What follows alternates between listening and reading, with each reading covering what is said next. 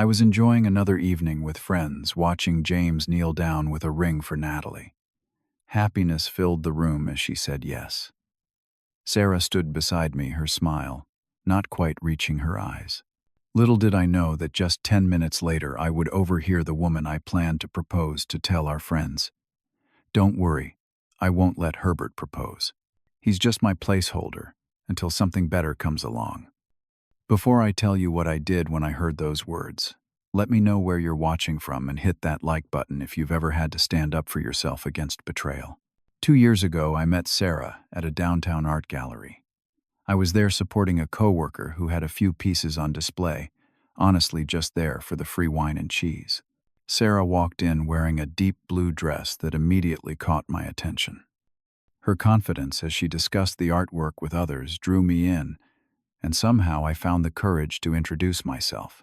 "That piece represents the fragility of human connection," I said, pointing to a painting I knew absolutely nothing about. She laughed. "Actually, it's about climate change, but nice try." That honest moment broke the ice. Sarah was beautiful, intelligent, and had this magnetic energy about her. As marketing director for a boutique fashion label, she exuded sophistication that made me, a software engineer with a stable but unexciting career, feel lucky to be talking with her. We exchanged numbers that night, and within a week we were dating.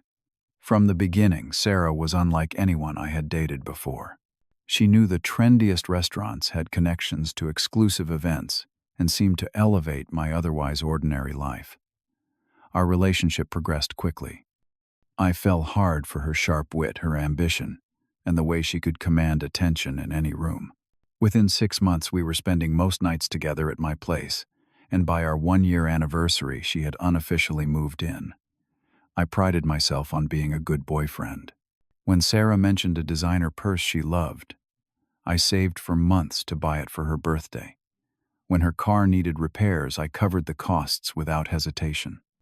I took her on weekend getaways to wine country and surprised her with tickets to shows she mentioned wanting to see. The financial dynamic of our relationship was something I never questioned. I paid our rent, utilities, and most of our dining expenses. Sarah would occasionally cover brunch or buy small gifts, but the balance was clearly tilted. Whenever I tried to discuss finances, Sarah would artfully steer the conversation toward gender equality, suggesting that challenging traditional roles meant not keeping score of who paid for what. "Financial discussions are so transactional," she would say. "We should focus on the experiences we share, not the cost." Looking back, I can see all the red flags I ignored. Like how Sarah would casually compare me to the CEOs and entrepreneurs she met through work. "Jason just closed another round of funding for his startup," she would mention. $10 million. Can you imagine having that kind of vision? Or how she would make subtle remarks about my career choices. "You could be making twice as much if you worked for a tech giant, instead of that mid-sized company," she would say. "I just want to see you reach your full potential." Then there was her phone. It seemed to be permanently attached to her hand, and she would smile at certain messages in a way that made my stomach tighten. When I asked who she was texting, the answer was always just work or just Kelly from marketing. I noticed one name appearing frequently: Alex, her former boss who had moved to another company.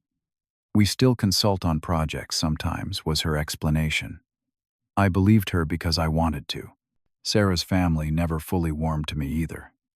Her father, a successful real estate developer, would ask about my career with thinly veiled disappointment. Her mother would make comments like, "Sarah has always attracted such ambitious men," while looking at me as if I were an exception. Despite these warning signs, I was planning our future together. After 2 years of dating, I had saved enough for a down payment on a small house in a nice neighborhood. Not the luxury condo Sarah often pointed out when we drove through the upscale part of town, but a cozy place we could make our own. I had also been researching engagement rings, saving pictures of designs I thought she would like. I planned to propose during our upcoming 3-year anniversary. I had even booked a surprise trip to Hawaii, putting down a non-refundable deposit on what I hoped would be the perfect romantic setting for beginning our life together. James, my best friend since college, was the only person who knew about my plans. We met for beers one evening and I shared everything with him. "You think she will say yes?" I asked, nervous despite our years together. James hesitated. "Do you think she is ready for that commitment?" "We have been together for almost 3 years," I replied. "We practically live together already. Why wouldn't she be?"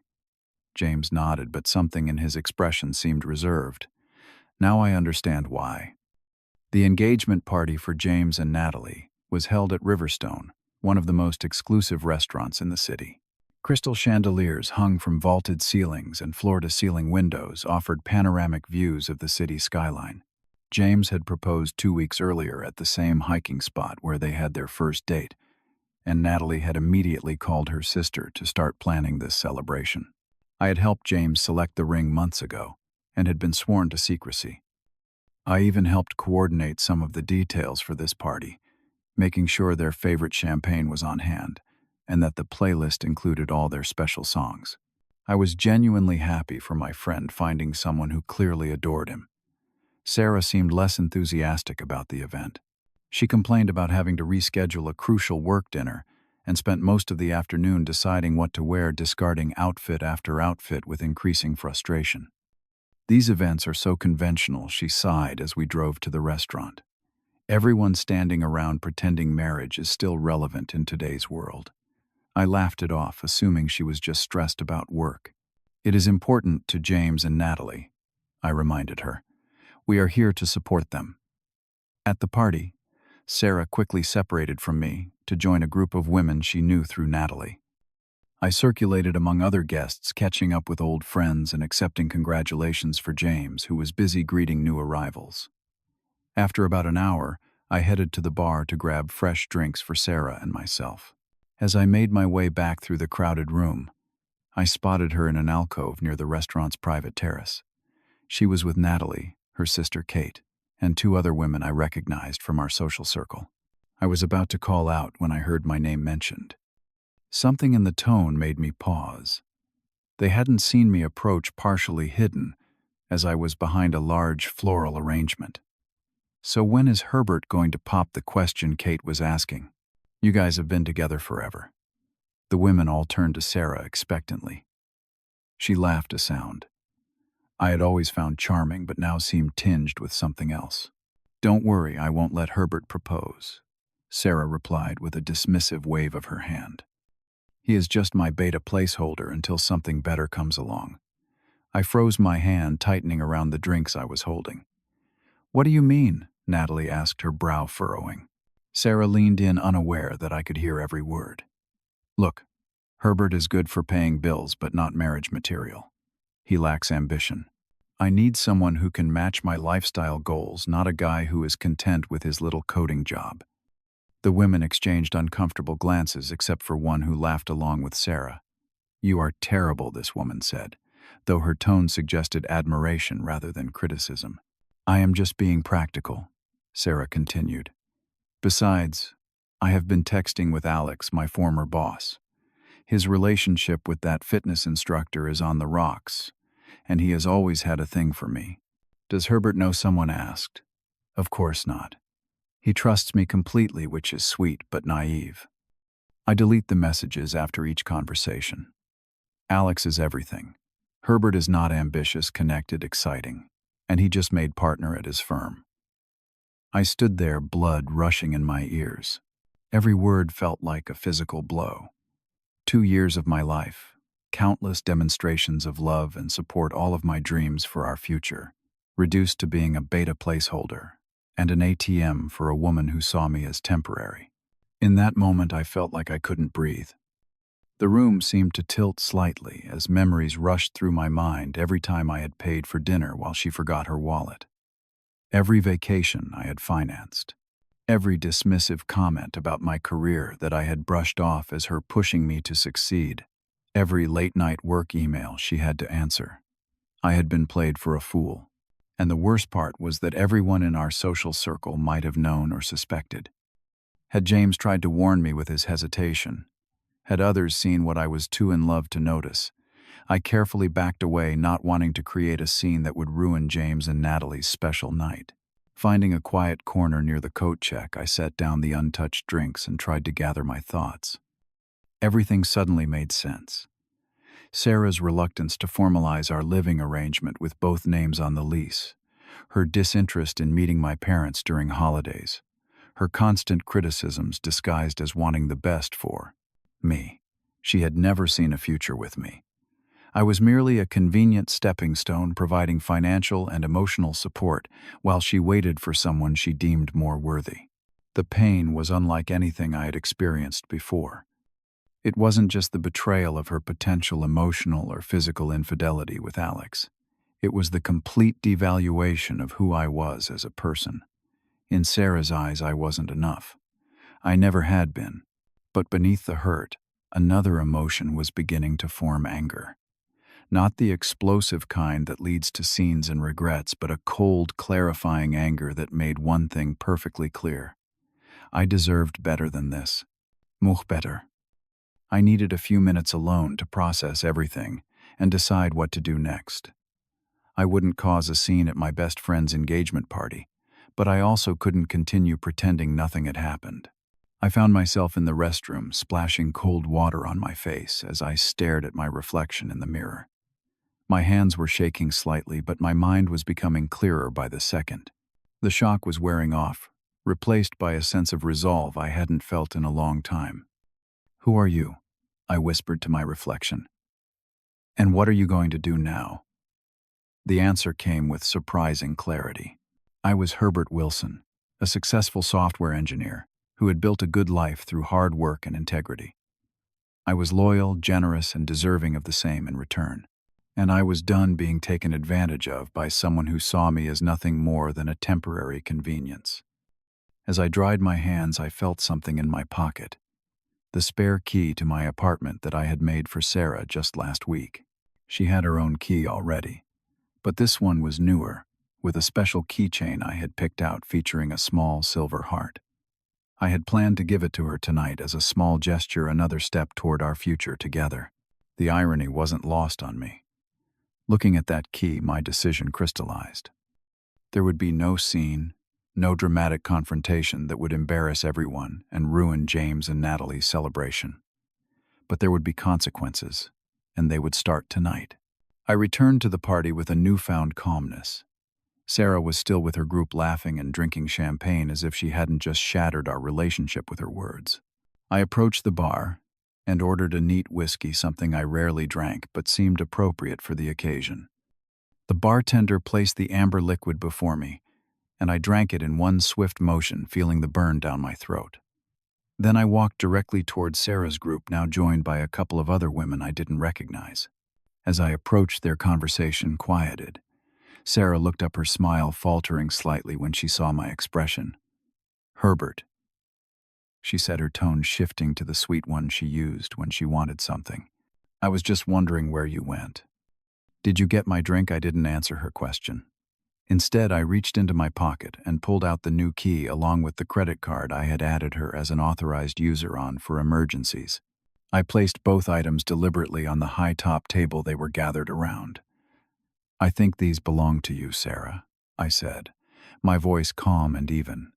Confusion crossed her face, followed quickly by concern. "What are you doing? Why are you giving me my key?" "Now, that's actually a new key I made last week," I replied. "But it won't work anymore. I called a locksmith this afternoon to change the locks. All your things are packed in boxes by the door. You can pick them up tomorrow between 9 and noon. I will be out, but the building manager will let you in." Sarah's face drained of color. The women around her shifted uncomfortably, some finding sudden interest in their drinks, others looking anywhere but at us. "What are you talking about?" Sarah hissed, grabbing my arm and pulling me slightly away from the group. "Why would you change the locks? Are you insane?" "I heard everything, Sarah," I said simply. "About how I am just your beta placeholder.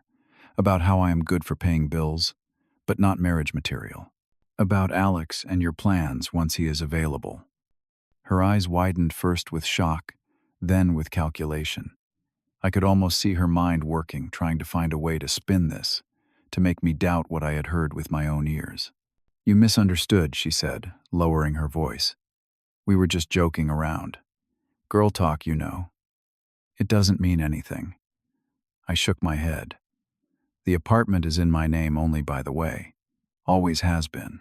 You just assumed we were splitting the rent when actually I have been paying for everything. Another thing you never bothered to verify because you were too busy looking for your upgrade. Natalie, who had been watching our exchange with growing concern, stepped closer. Is everything okay? Everything is perfect, I replied with a genuine smile. James is lucky to have found someone who truly values him. I wish you both all the happiness in the world. I turned back to Sarah, whose expression had transformed from calculation to anger. I canceled the Hawaii trip, got half the deposit back, and I returned the ring yesterday. Ring? What ring? She asked, her voice rising slightly. The engagement ring I had been saving for. 3 months' salary, just like they say in the commercials. But thanks for saving me from making the biggest mistake of my life. The women around us were now openly staring, the discomfort palpable. Sarah's face flushed red, a combination of embarrassment and fury. You cannot just throw me out, she sputtered. We live together. I have rights. Actually, you don't, I replied. Your name isn't on the lease. You have never paid rent. Legally, you are just a guest who has overstayed her welcome. Sarah's friend, the one who had laughed along with her earlier, tried to intervene. Come on, Herbert. Everyone says things they don't mean sometimes. You guys can work this out. I turned to her with a calm that surprised even me. Would you stay with someone who called you a placeholder and was actively planning to leave you once someone better came along? She had no response to that. I am not a beta or a placeholder. I continued, addressing Sarah directly now.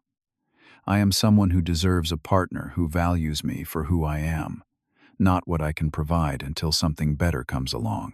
With that, I placed my empty whiskey glass on the table. Goodbye, Sarah. Good luck with Alex. As I turned to leave, Sarah grabbed my arm again, her nails digging in slightly. You will regret this, she hissed. You will never find anyone like me. I gently removed her hand. That's exactly what I am counting on. I made my way over to James, who had been watching the exchange from across the room. I apologized for any disruption and congratulated him once more. Then I left the restaurant feeling lighter than I had in months, despite the pain that I knew would come later. The drive home that night was surreal. The city lights blurred slightly, as unexpected tears welled up in my eyes. Not tears of regret, but of release. 2 years of my life had been based on an illusion, and while the truth hurt, it was also setting me free. My phone buzzed constantly with texts and calls from Sarah. I turned it off without reading any of them. Whatever she had to say could wait until tomorrow, if I chose to listen at all. Tonight was for processing what had happened and beginning to heal. When I arrived home, I looked around the apartment with new eyes. So many of the decorative touches were Sarah's. The abstract art prints she insisted would elevate the space, the expensive throw pillows, the artisanal coffee table books no one ever read. Yet, underneath all of that, was my home, my safe space that she had merely been visiting despite what I had believed. True to my word, I had already packed her things that afternoon. A strange premonition had come over me before the party, leading me to take the day off work. I had planned to clean the apartment and prepare a special dinner for later, but instead found myself going through Sarah's possessions, carefully placing them in boxes. It was as if some part of me had already known what was coming. James called around midnight after the party had ended. Are you okay? He asked, concern evident in his voice. I will be, I replied honestly. Did I ruin your engagement party? Not at all, he assured me. Though Sarah made quite a scene after you left. Natalie is furious with her.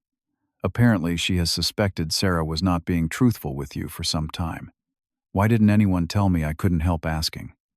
There was a pause. I tried in my way. But you seemed so happy, and without concrete evidence. I should have been more direct. I am sorry, Herbert. Not your fault, I said. We see what we want to see in relationships. We talked a while longer, James, making sure I was really okay and not just putting on a brave face. By the time we hung up, I felt marginally better. At least I had true friends who cared about me. The first few weeks after the breakup were the hardest. Sarah alternated between angry tirades, tearful pleas for another chance, and calculated attempts to make me jealous. She came to collect her things as arranged, bringing her father along in what I assumed was an attempt to intimidate me. It didn't work. "You are making a huge mistake," he told me sternly, as they loaded the last box. "My daughter deserves better than this treatment." "On that we agree," I replied. "She deserves exactly what she puts into relationships." I threw myself into work, taking on extra projects that had previously been neglected when I prioritized my time with Sarah. I rejoined my old gym and started working out regularly again, something Sarah had subtly discouraged because it took time away from her. I reconnected with friends I had lost touch with, many of whom were not surprised by what had happened. "She never seemed to appreciate you," one told me over beers. "You just couldn't see it." Slowly, I began to rebuild my life. I volunteered at a local coding academy, teaching high school students basic programming skills. The joy of mentoring others provided a fulfillment I hadn't expected and helped shift my focus outward rather than dwelling on my pain. 3 months after our breakup, I heard through mutual friends that Sarah and Alex were officially dating. The news stung less than I expected. By then, I had gained enough perspective to see that Sarah's values had never aligned with mine. Her pursuit of status and external validation was fundamentally incompatible with my desire for genuine connection and mutual respect. 6 months post-breakup brought a promotion at work. The extra projects I had taken on had showcased my abilities to management, and I was now leading a team developing a new software platform for the company. The increased responsibility came with a significant salary increase. Not that I was interested in using that to impress anyone. Instead, I put the extra money toward a down payment on a small house. Not the flashy property Sarah would have pushed for, but a modest 3-bedroom in a quiet neighborhood with character and potential. It was mine, a tangible symbol of my independence and growth. My relationships with family and friends deepened during this period of rebuilding. Without Sarah's subtle criticism of how I spent my time, I was free to invest in the connections that truly mattered. Weekend visits to my parents became regular occurrences. Game nights with friends were back on the calendar. I was creating a life rich in meaningful relationships rather than superficial appearances. I also learned to recognize red flags in relationships. The casual put-downs disguised as jokes, the imbalance of give and take, the constant comparison to others. These were all warning signs I had ignored with Sarah, but would never overlook again. James and Natalie's wedding came around a year after their engagement party. I attended solo but not alone, surrounded by true friends who had supported me through one of the most challenging periods of my life. Sarah was there too, though not with Alex. According to the gossip circulating at the reception, he had reconciled with his ex shortly after beginning things with Sarah, leaving her in exactly the position she had put me in, a temporary placeholder. Until something better came along. She approached me during the reception looking less confident than I remembered. "You look good, Herbert," she said, glancing at my tailored suit and the new watch I had bought myself as a promotion gift. "Thank you," I replied politely. "I am doing well." "I made a mistake," she said after an awkward pause. "The biggest one of my life. No one has ever treated me as well as you did." I could see the invitation in her eyes, the suggestion that we might try again now that she had learned her lesson. A year ago, I might have jumped at the chance. Now I only felt a calm certainty that I had dodged a bullet. "I wish you well, Sarah," I said sincerely. "I hope you find what you are looking for." I walked away, then joining a group of friends who were genuinely happy to see me thrive. Later, as I watched James and Natalie share their first dance, I felt grateful for the painful lesson Sarah had taught me. Without it, I might have spent years or even a lifetime with someone who saw me as a stepping stone rather than a partner. Today, nearly 2 years after that fateful engagement party, my life is unrecognizable from what it was with Sarah. I am dating someone now, a woman who appreciates authenticity over appearances and values kindness above status. We are taking things slowly, building a foundation of mutual respect before making any major commitments. My house has become a home filled with furniture I actually like and mementos from trips I have taken on my own terms. My career continues to flourish, not because I am trying to prove my worth to anyone else, but because I am pursuing what genuinely interests me. Sometimes the most painful moments in our lives are actually gifts in disguise. Had I not overheard Sarah that night, I might now be trapped in a marriage with someone who saw me as a consolation prize. Instead, I am free to live authentically and find someone who values me for exactly who I am. I have learned that self-respect is not negotiable, that walking away from someone who devalues you is not failure but self-preservation, that sometimes losing what you thought you wanted opens the door to what you actually need. If you have ever been someone's placeholder or convenience, know that you deserve more. Setting boundaries is not selfish, it is necessary. And sometimes dropping those keys on the bar and walking away is the most powerful statement you can make. Have you ever had to walk away from someone who did not value you? Share your story in the comments below. If this resonated with you, please hit the like button and subscribe for more real-life experiences. Thank you for listening, and remember, you are never just someone's placeholder. You are the main character in your own life story.